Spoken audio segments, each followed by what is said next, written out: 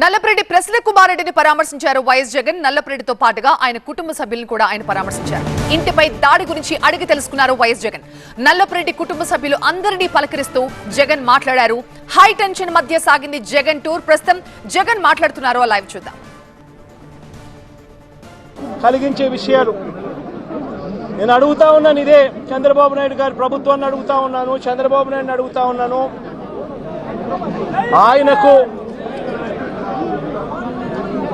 ఆయన అడుగులకు మడుగులెత్తే పోలీసు అధికారులను అడుగుతా ఉన్నాను. ఎందుకయ్యా ఈ ఆంక్షలు పెట్టారు అని అడుగుతా ఉన్నాను. ఎందుకయ్యా ఒక రాజకీయ నాయకుడు తమ పార్టీకి సంబంధించిన వాళ్ళను కలవడం ఏమైనా నేరమా అని అడుగుతా ఉన్నాను.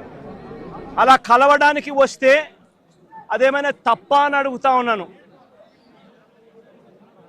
ఎందుకు ఆంక్షలు పెడతా ఉన్నారు అని అడుగుతా ఉన్నాను. నా కార్యక్రమానికి నన్ను అభిమానించే వాళ్ళు ఎవరైనా కూడా వస్తే తప్పేమిటి అని అడుగుతా ఉన్నాను. వాళ్ళను రానివ్వకుండా ఏకంగా రోడ్లన్నీ తోవారు. సందులు బొందులు ఎక్కడి నుంచి అయితే బండ్లు వస్తాయని అనుకుంటున్నారో, టూ వీలర్స్ వస్తాయని అనుకుంటున్నారో, రాకుండా చేసేందుకు ఏకంగా రోడ్లను తవ్విన అధ్వానమైన పరిస్థితి బహుశా ప్రపంచ చరిత్రలో ఏ రాజకీయ పార్టీకి ఉండదేమో, ఒక చంద్రబాబు నాయుడు గారి పార్టీకి తప్ప. నిజంగా ఒక ప్రతిపక్ష నాయకుడిని చూసి చంద్రబాబు నాయుడు ఇంతగా భయపడతా ఉన్నాడంటే నిజంగా చంద్రబాబు నాయుడు గారు ఎక్కడైనా బావి చూసుకొని దుంకాలి. ఒక ప్రతిపక్ష నాయకుడిని చూసి, ఒక ప్రతిపక్షాన్ని చూసి ఇంతగా భయపడి ఆయన వస్తున్నాడేమో, ఆయన వస్తూ ఉంటే అభిమానులను ఆపేదాని కోసం అని చెప్పి, ఆయన వస్తూ ఉంటే ప్రజలను ఆపేందుకోసమని రోడ్లను కూడా తవ్విన చరిత్ర ఒక చంద్రబాబు నాయుడు గారికి మాత్రమే దక్కుతుంది. ఈరోజు దాదాపుగా 2000 పైచీలకు పోలీసులు, 2000 పైచీలకు పోలీసులు, లెక్కలేనంత మంది డిఎస్పీలు, డిఐజీ ఇక్కడే తిష్టేసినాడట. నాకు ఆశ్చర్యం అనిపించింది. అసలు వీళ్ళంతా కూడా నా సెక్యూరిటీ కోసం కాదు, వీళ్ళంతా జగన్ వస్తూ ఉన్నాడు అని అంటే జగన్ను చూడడానికి అభిమానులు ఎవరైనా వస్తారేమో, ఆ అభిమానులను ఆపడం కోసం ఇంతమందిని ఉపయోగిస్తూ ఉన్నారు. అంటే ఎంత వ్యతిరేకత చంద్రబాబు నాయుడు గారి ప్రభుత్వం మీద ఉంది అని చెప్పడానికి, ఎంతగా చంద్రబాబు నాయుడు గారు తన పాలనను చూసి తానే భయపడతా ఉన్నాడు అని చెప్పడానికి ఇంతకన్నా ఇంకా వేరే నిదర్శనాలు కూడా అవసరం లేదు. ఎవరైనా ఎక్కడైనా పాలన చేస్తే బ్రహ్మాండమైన పాలన అందించి ప్రజల మన్ననలు పొంది ఆ మన్ననలతో ఆశీస్సులతో వచ్చే పాలన చూసి సంతోషపడాలి. కానీ ఇక్కడ అడుగు పెట్టినప్పటి నుంచి, పాలన మొదలైనప్పటి నుంచి సూపర్ 6లు, సూపర్ 7లు అని అంటూ ప్రజలంతా వెన్నుపోటు పొడిచాడు. పాలనంతా అబద్ధాలు, మోసాలతో కూడిన పాలన చేశాడు. వ్యవస్థలన్నీ పూర్తిగా నీరుగారిపోయిన పరిస్థితులు కనిపిస్తూ ఉన్నాయి. స్కూళ్ళు నాశనమైపోయాయి. విద్యా దీవెన, వసతి దీవెన అందక, 6 క్వార్టర్స్, 6 త్రైమాసికాలు ఫీజులు అందక, విద్యా దీవెన, వసతి దీవెన అందక పిల్లలు చదువులు మానేస్తూ ఉన్న పరిస్థితులు, నాడు నేడు ఆగిపోయిన పరిస్థితులు, గోరుముద్ద అన్నది రోజుకొక మెనూతో పిల్లలకు ఆహ్లాదకరమైన తిండి అప్పట్లో వస్తూ ఉంటే, ఈరోజు స్కూళ్ళల్లో తిండి తినాలంటే భయపడే పరిస్థితులకి పిల్లలు వెళ్ళిపోయిన పరిస్థితులు, నాడు నేడు పనులు ఆగిపోయిన పరిస్థితులు, ఇంగ్లీష్ మీడియం గాలి కొదిలేసిన పరిస్థితులు, టోఫుల్ అనేది 3వ తరగతి నుంచి ఒక పీరియడ్ దాకా తీసుకొచ్చిన చరిత్ర గత పాలనలో మాకుంటే, ఇంగ్లీష్ మీడియంను టోఫుల్ పీరియడ్లను ఎత్తేసిన చరిత్ర చంద్రబాబుకు ఉంది. ఆరోగ్యశ్రీ సేవలు గత 14 నెలలుగా చంద్రబాబు నాయుడు ముఖ్యమంత్రి అయిన తర్వాత నెలకు 300 కోట్ల రూపాయలు ఖర్చు అయ్యే ఆరోగ్యశ్రీని దాదాపుగా 4000 కోట్ల రూపాయలు బకాయిలు పెట్టాడు ఈ పెద్ద మనిషి. ఆరోగ్య ఆసరా గాలికెళ్ళిపోయిన పరిస్థితి. మా ప్రభుత్వ హయాంలో 25 లక్షల దాకా ఉచితంగా వైద్యం తీసుకునే పేదవాడు గర్వంగా, ఏ పేదవాడైనా హాస్పిటల్కు, కార్పొరేట్ హాస్పిటల్కు వెళ్ళి తలెత్తుకుని వైద్యం చేయించుకునే ఆ పేదవాడు వైద్యం అందక నెట్వర్క్ హాస్పిటల్స్ ఈరోజు బోర్డు తిప్పేసిన పరిస్థితుల మధ్య ఈరోజు పేదవాడి ఆరోగ్యం నడుస్తూ ఉంది. ఈరోజు రైతులకు ఏ పంటకు కూడా గిట్టుబాటు ధర రాని పరిస్థితి. చంద్రబాబు నాయుడు గారి పుణ్యాన ఉచిత పంటల బీమా గాలికి వదిలేసిన పరిస్థితి. చంద్రబాబు నాయుడు గారి పుణ్యాన రైతులకు అందుతా ఉన్న రైతు భరోసా అన్న పథకం చంద్రబాబు నాయుడు గారి దగ్గరుండి కూనీ చేసిన పరిస్థితి. రైతు వ్యవసాయం చేసుకోవడం చంద్రబాబు నాయుడు గారి పాలనలో రైతులు ఆత్మహత్య శరణ్యమన్న పరిస్థితిలోకి ఈరోజు వ్యవసాయం దిగజారింది. రాష్ట్రంలో ఈరోజు లా అండ్ ఆర్డర్ పూర్తిగా పోయిన పరిస్థితి. రెడ్ బుక్ రాజ్యాంగం ఈరోజు రాజ్యాంగం వెళ్తా ఉన్న పరిస్థితి. సూపర్ 6లు సూపర్ 7లు మోసాలే అయి ఇంతకుముందు జగన్ ఉన్నప్పుడు ఇస్తా ఉన్న ప్రతి పథకము రద్దయిపోయి ఈరోజు ప్రజల బతుకులు, పేదవాడి బతుకులు ఈరోజు అల్లాడుతూ ఉన్న పరిస్థితులు ఈరోజు రాష్ట్రంలో కనిపిస్తూ ఉన్నాయి. ఇలాంటి పరిస్థితుల్లో చంద్రబాబు నాయుడు గారు ప్రజలకు సమాధానం చెప్పుకోలేక ప్రజలు ఎక్కడ గొంతు విప్పుతారేమో అని చెప్పి ఆ గొంతును నొక్కడానికి చంద్రబాబు చేస్తూ ఉన్న ప్రయత్నమే ఈ రెడ్ బుక్ రాజ్యాంగం. నిజంగా ఈరోజు సారి గమనించినట్లయితే ఇదే ప్రసన్నన్న నా పక్కన ఉన్నాడు. నెల్లూరులో జరిగిన ఈ 2 ఉదంతాలు చెప్తా. ఎంతగా దిగజారిపోయాడు చంద్రబాబు నాయుడు అని చెప్పడానికి 2 ఉదంతాలు స్పష్టంగా కనిపిస్తాయి. నా పక్కన ప్రసన్నన్న ఉన్నాడు. 6 సార్లు తాను ఎమ్మెల్యే. అలాంటి ప్రసన్నన్నను చంద్రబాబు నాయుడు గారు గతంలో ఎప్పుడు జరగలా ఇలాంటి పరిస్థితులు. రాష్ట్రంలో ప్రత్యర్థులు ఎవరైనా కూడా ప్రెస్ స్టేట్మెంట్లు ఇచ్చుకుంటూ ఉంటారు. అటువైపున ఉన్న పార్టీ వాళ్ళు ఇటువైపున వాళ్ళు ప్రెస్ స్టేట్మెంట్లలో స్టేట్మెంట్లు ఇస్తారు. అటువైపున వాళ్ళని కూడా ప్రెస్ స్టేట్మెంట్లలో ఇస్తారు స్టేట్మెంట్లు.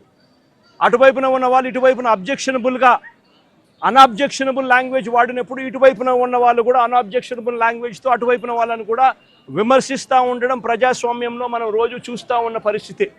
కానీ ఎప్పుడూ కూడా ఇలా మనుషులను చంపేయడానికి ఏకంగా 80 మందిని 100 మందిని ఇళ్లకు పంపించేసేసి వాళ్ళు తాగుండి రాడ్లతోనూ కర్రలతోనూ మారునాయుధాలతోనూ వచ్చి కార్లను కూడా తిప్పివేసి పడేసే పరిస్థితిలోకి వాళ్ళు వచ్చి ఇల్లు మొత్తం ధ్వంసం చేసి ఇంట్లో 83 ఏళ్ల ప్రసన్నన్న అమ్మ, ఆవిడ మహిళ కాదా అని అడుగుతా ఉన్నా నేను. ఆవిడను బెదిరించి ఆ సమయంలో ప్రసన్న ఇంట్లో లేడు కాబట్టి సరిపోయింది. ఒకవేళ ప్రసన్న ఆ సమయంలో ఇంట్లో ఉండింటే ప్రసన్నను చంపేసే కార్యక్రమం కూడా జరిగి ఉండేది కాదా అని అడుగుతా ఉన్నా. ఇలాంటి దిగజారిపోయిన రాజకీయాలు గతంలో ఎప్పుడూ మేము చూడలా. నేను అడుగుతా ఉన్నా, ఇదే చంద్రబాబు నాయుడు గారిని అడుగుతా ఉన్నా, అయ్యా చంద్రబాబు నాయుడు గారు, మీ ఎమ్మెల్యేలు ఎంత హేయంగా మాట్లాడుతూ ఉన్నారు అని చెప్పడానికి నిదర్శనం నిన్న మొన్న జరిగిన నగిరి ఎమ్మెల్యే రోజమ్మ గురించి, ఎక్స్ఎమ్మెల్యే అంటే Rojamma ex MLA, sitting MLA, Nagiri Telugu Desam party MLA ఎలాంటి మాటలు మాట్లాడాడు. చెప్పడానికి కూడా సిగ్గుపడే మాటలు, సిగ్గుపడాల్సిన మాటలతో రోజమ్మను హేయంగా మాట్లాడితే ఇదే చంద్రబాబు నాయుడు గారు ఏం చేశారని అడుగుతా ఉన్నా. మొన్న జెడ్పీ చైర్మన్ హారికమ్మ కారు ఆపి అద్దాలు పగలగొట్టి కర్రలతో దాడులు చేసి కారులో తాను తన మొగుడు ఉండగానే దుర్భాషలాడుతూ అన్యాయమైన తిట్టులు తిడుతూ వారి మీద దాడి చేయడం అన్నది మీ డిక్షనరీలో అర్థం ఏమిటి చంద్రబాబుని అడుగుతా ఉన్నా. మా మాజీ మంత్రి రజనమ్మ ఎంతటి దారుణమైన భాషతో మీ తెలుగుదేశం నాయకులు మాట్లాడారు అని అడుగుతా ఉన్నా. నేను అడుగుతా ఉన్నా, ఇవన్నీ జరుగుతూ ఉన్నప్పుడు మీ మంత్రుల ఇళ్లకు, మీ ఎమ్మెల్యేల ఇళ్లకు ఇదే మాదిరిగానే మా వాళ్ళను కూడా పంపించి హత్య చేయించే కార్యక్రమం మొదలెడితే రేపొద్దున రాజ్యాంగం అనేది బతుకుతుందా అని అడుగుతా ఉన్నా. రాష్ట్రంలో లా అండ్ ఆర్డర్ అనేది ఏమైనా ఉంటుందా అని అడుగుతా ఉన్నా. ఎలాంటి బీజం వేస్తూ ఉన్నారు చంద్రబాబు, సిగ్గుతో తలంచుకోవాలా నువ్వు చేస్తూ ఉన్న పనులకు అని చెప్పి చంద్రబాబు నాయుడిని గట్టిగా మందలిస్తూ ఉన్నా. ఏదైనా రాజ్యాంగంలో ఉన్నప్పుడు, కాన్స్టిట్యూషన్లో ఉన్నప్పుడు డెమోక్రసీకి వాల్యూ ఇవ్వాలి. ప్రజాస్వామ్యంలో ఇటువైపున స్టేట్మెంట్లు అటువైపున స్టేట్మెంట్లు ఇచ్చుకోవచ్చు, కానీ స్టేట్మెంట్లు నచ్చకపోతే మనుషులను చంపేసే కార్యక్రమం దాకా ఇళ్లకు మనుషులను పంపించి చంపేసే కార్యక్రమం చేయడం అన్నది అతి హేయమైన రాజకీయం అని చంద్రబాబు నాయుడు గారికి గట్టిగా నిలదీస్తూ చెప్తా ఉన్నా.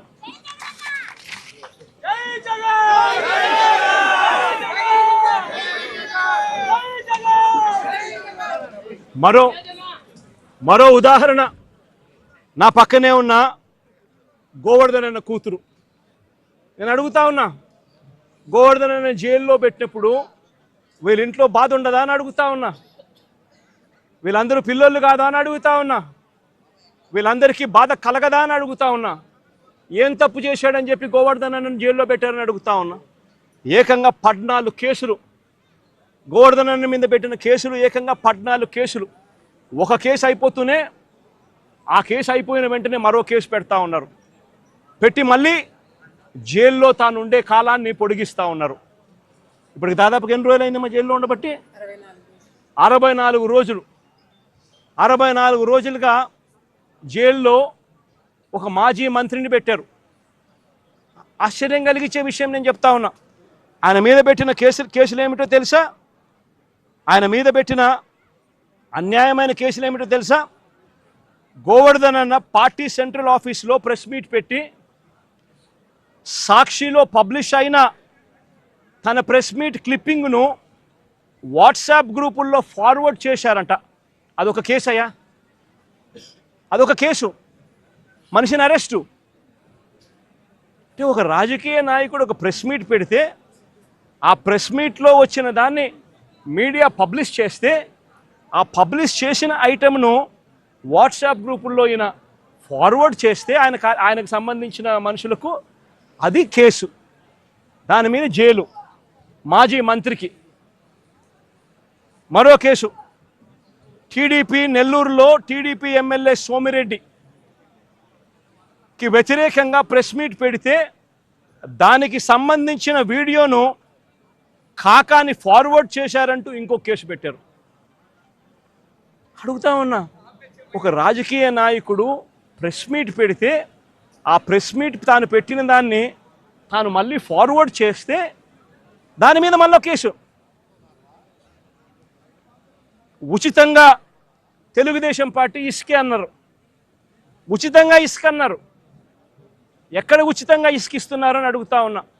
వైఎస్ఆర్ కాంగ్రెస్ పార్టీ హయాంలో రాష్ట్ర ఖజానాకు సంవత్సరానికి 750 కోట్ల ఆదాయం వచ్చేది. ఈరోజు రాష్ట్ర ఖజానాకు ₹1 రావడం లేదు ఆదాయం. రేటు చూస్తే ఇసుక గత ప్రభుత్వంలో, మా ప్రభుత్వ హయాంలో కన్నా డబల్ రేటుకి అమ్ముతూ ఉన్నారు ఇసుకను. గుచ్చెలు విడిగా దోచేస్తూ ఉన్నారు రాష్ట్రాన్ని.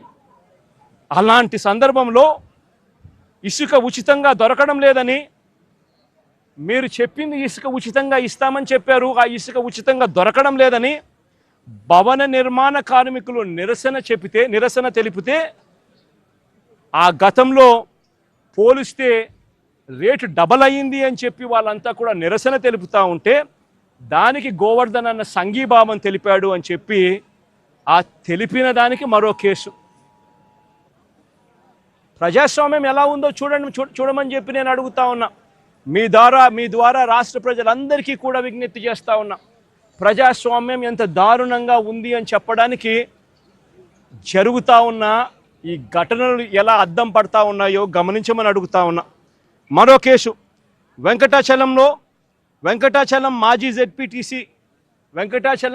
జెడ్పీటీసీ శేషయ్యన్న మీద అక్రమంగా కేసు పెట్టి జైలుకు పంపితే దీన్ని నిరసిస్తూ గోవర్ధన్ అన్న మాట్లాడితే పోలీసులకు వ్యతిరేకంగా మాట్లాడారు అని చెప్పి దాని మీద కేసు పెట్టారు.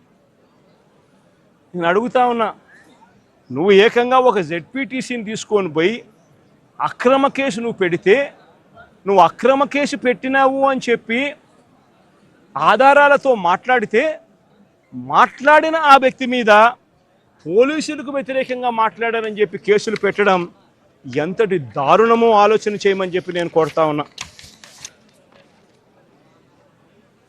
కావలి నియోజకవర్గం ఇంకొక కేసు. కావలి నియోజకవర్గంలో కొల్లదిన్నెలో మా పార్టీ కార్యకర్తలపై తెలుగుదేశం పార్టీ వాళ్ళు దాడులు చేస్తే బాధితులను పరామర్శించి పోలీసులు పక్షపాత వైఖరిని తాను ఎండగడితే దాని మీద కూడా మళ్ళీ కేసు పెట్టారు.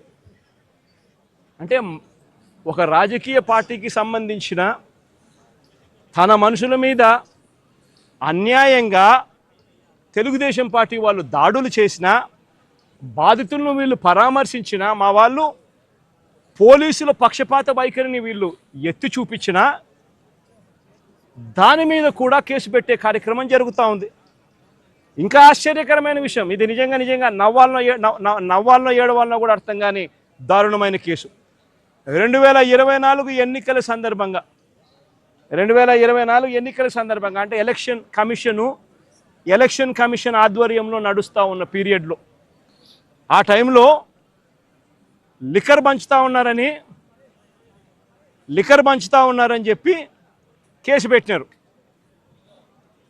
లిక్కర్ పంచుతా ఉన్నారని కేసు పెడితే తర్వాత మళ్ళీ చంద్రబాబు నాయుడు గారి ప్రభుత్వం వచ్చిన తర్వాత దాని మీద దర్యాప్తు కూడా పూర్తి చేసి ఛార్జ్ షీట్ కూడా వేసినారు కదా, అయిపోయింది కదా. మళ్ళా సంవత్సరం తర్వాత అదే ఛార్జ్ షీట్లోకి మళ్ళీ వెళ్ళి గోవర్ధన్ రెడ్డిని ఇప్పుడు ఇరికిస్తూ ఉన్నారు. ఏమయ్యా ఇది నాకు అర్థం కావడంలా.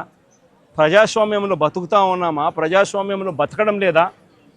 ఇంతకన్నా దారుణమైనది ఏమైనా ఉంటుందా? అది కూడా తప్పుడు వాంగ్మూలాలు మళ్ళీ ఇప్పుడు సృష్టించి ఆ గ్రామంలో ఏదో లిక్కర్ పంచుతా ఉంటే ఎవడో ఎందుకు పంచుతున్నారని అడిగినాడంట. ఈయన ఎందుకు పంచుతావా అని మీరు అడుగుతారా అని కొట్టమని చెప్పి ఈయన చెప్పినాడంట అని ఇప్పుడు కేసు పెడతారు. ఎంతటి దారుణంగా జరుగుతూ ఉందో ఒకసారి చూడమని అడుగుతా ఉన్నా. మరో కేసు, అక్రమంగా క్వాడ్స్ తవ్వకాలు చేశారని కాకాని గోవర్ధన్ రెడ్డిపై పోలీసులు మరో కేసు పెట్టారు. నిజంగా ఒక మంత్రిగా ఉన్న వ్యక్తి ఒక మైన్లో క్వాడ్స్ తవ్వకాలు చేశారు అని చెప్పి కేసు పెట్టడం అంటే ఎంత దారుణమో ఆలోచన చేయమని అడుగుతా ఉన్నా.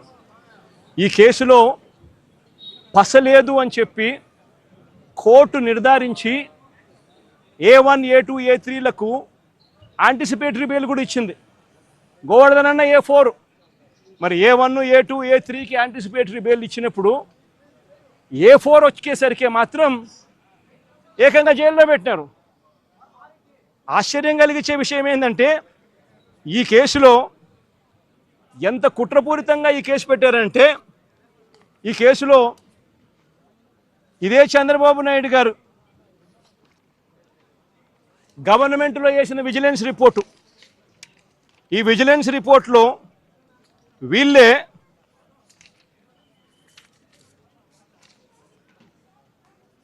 the village revenue officer Sri Siddam Pullaya also confirmed that no quarrying activities had been carried out for the past 4 years. ఈ లేచిన విజిలెన్స్ రిపోర్ట్లోనే ఇదే ఊర్లోనే తాటిపర్తి అనే విలేజ్లో ద విలేజ్ రెవెన్యూ ఆఫీసర్ సిద్ధం పుల్లయ్య అనే వ్యక్తి కన్ఫర్మ్ చేసినాడంట, no quarrying activities had been carried out for the past 4 years అని. నేను అడుగుతా ఉన్నా, ఏందయ్యా ఇది నాకు అర్థం కావడం లేదంట.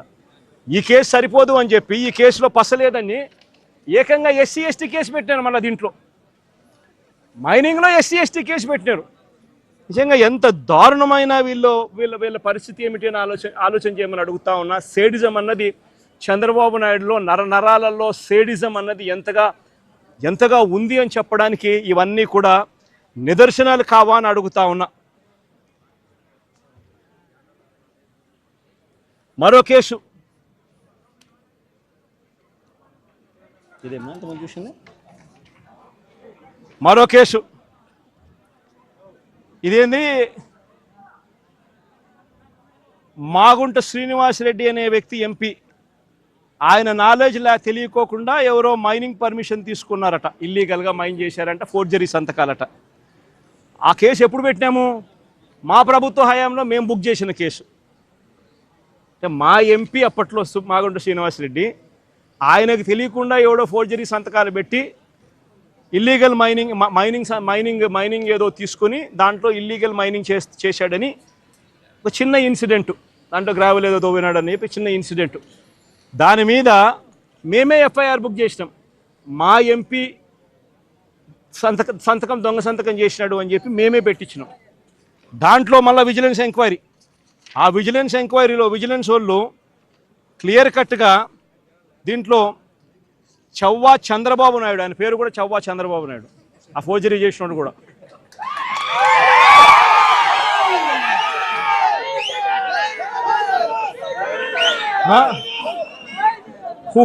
who paid the initial amount through 5 demand drafts as a purchaser అని రాసినాడు. అంటే ఈ చవ్వా చంద్రబాబు నాయుడు అనే వ్యక్తి తెలుగుదేశం పార్టీకి సంబంధించిన వ్యక్తి కాబట్టి ఈయన మీద కేసు పెట్టకుండా ఈ కేసులో కూడా కాకాని గోవర్ధనని తీసుకొచ్చే కార్యక్రమం చేస్తూ ఉన్నారు. ఆశ్చర్యం కలిగించే విషయం, సాక్షులు ఎవడనంటే చవ్వా చంద్రబాబు నాయుడు అనేవాడు సాక్షి అంట. అంటే తెలుగుదేశం వాడు సాక్ష్యం, తెలుగుదేశం వాడు సాక్ష్యం ఇవ్వడమేంది? ఆయన మీద కేసు పెట్టుకోకుండా ఆయన సాక్ష్యం తీసుకొని మాజీ మంత్రి కాకాని గోవర్ధన్ రెడ్డి మీద కేసు పెట్టడం ఏంది? ఎంతటి దారుణంగా జరుగుతూ ఉందో ఒకసారి చూడమని అడుగుతా ఉన్నా.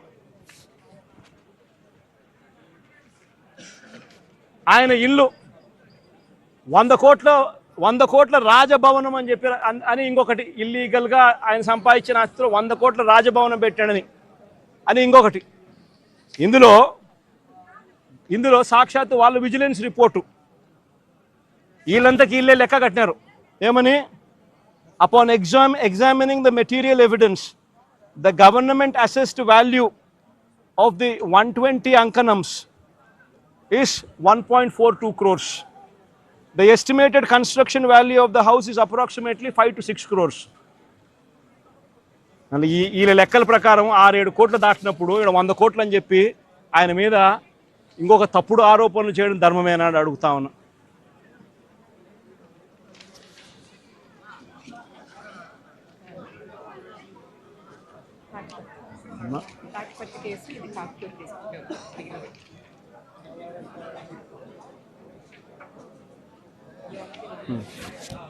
ఇలాంటి 14 కేసుల్లో ఆయనను రోజుకు ఆయన ఒక కేసు అయిపోతూనే ఒక కేసులో బెయిల్ వచ్చే టయానికల్లా ఇంకొక కేసు పెడతా ఉన్నారు. పెట్టి మళ్ళా స్టార్టు, మళ్ళీ ఆ కేసులో బెయిల్ వచ్చే టయానికి మళ్ళీ ఇంకొక కేసు. ఈ మాదిరిగా దారుణంగా రాష్ట్ర ప్రభుత్వంలో కేసులు ఎదుర్కొంటా ఉన్న వాళ్ళు ఎంతమందో తెలుసా? ఈరోజు ఈ రాష్ట్రంలో ఆశ్చర్యం కలిగించే విషయం ఏమిటంటే, ఈరోజు రాష్ట్రంలో ప్రతి ఒక్కరికి కళ్ళ ఎదుటే కనిపిస్తూ ఉంది ఈ రాష్ట్రంలో కరప్షన్ ఎంత జరుగుతూ ఉంది అని. విచ్చలవిడిగా కరప్షన్ ఏ స్థాయిలో జరుగుతూ ఉందని రాష్ట్రంలో ప్రతి ఒక్కరికి కూడా కళ్ళెదుటే కనిపిస్తూ ఉంది. ఈరోజు రాష్ట్రంలో లిక్కర్ మాఫియా చేశారు. రాష్ట్రంలో లిక్కర్ షాపులు అన్నీ కూడా ఎవరికి ఉన్నాయి అని అందరికీ తెలుసు. ఏ నియోజకవర్గానికి వెళ్ళినా కూడా ఆ ఎమ్మెల్యే ఆ లిక్కర్ మాఫియా కార్టెల్ బాసు అని చెప్పి ఎవడైనా చెప్తాడు.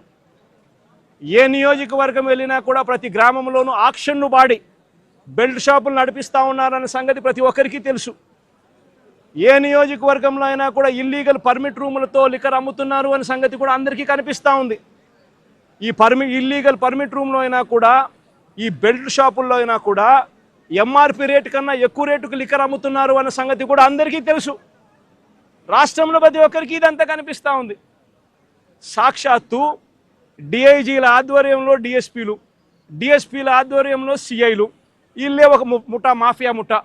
వీళ్ళే డబ్బులు కలెక్ట్ చేస్తారు, వీళ్ళే అలా అమ్మనిస్తారు, అలా అమ్మిన దానికి వీళ్ళే డబ్బులు తీసుకుంటారు, వీళ్ళే ఎమ్మెల్యేలకు డబ్బులు ఇస్తూ ఉన్నారు. చివరికి ఎమ్మెల్యేలకింత, చంద్రబాబుకింత, మధ్యలో పోలీసులకింత అని ఏకంగా పోలీస్ మాఫియా నడుపుతూ ఉన్నారు డిఐజీల ఆధ్వర్యంలో చంద్రబాబు నాయుడు గారి ఆంధ్ర రాష్ట్రంలో ఏ నియోజకవర్గంలో తీసుకున్నా కూడా అక్కడ ఇసుక అన్నది యథేచ్ఛగా దోపిడీ జరుగుతూ ఉంది. మిషన్లు పెట్టి కొట్టేస్తూ ఉన్నారు.